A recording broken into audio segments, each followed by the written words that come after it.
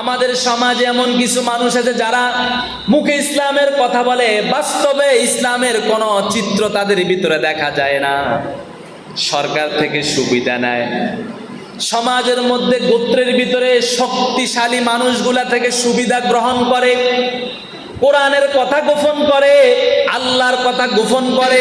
রব্বে কারীম তাদের জন্য জাহান্নামের সংবাদ দিলেন।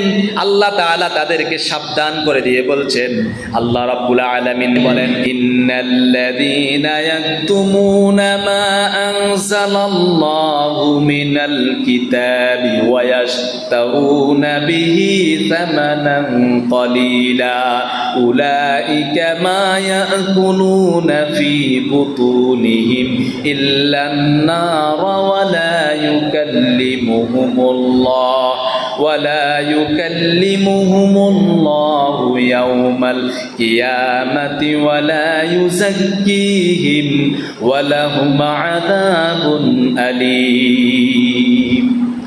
আল্লাহ তাআলা বলেন, ও হে আমার বান্দারা শোনো, তোমরা যারা কোরআনের কথাকে গোপন করো, কোরআনের নিয়ম সিস্টেমকে গোপন করো, সাধারণ কিছু টাকা পয়সার বিনিময়ে তোমরা সমাজের মানুষের কাছে বিক্রয় হয়ে যাও, সংসদের ভিতরে বিক্রয় হয়ে যাও, আইনের জায়গায় বেআইনি করো, সত্যকে গোপন করো।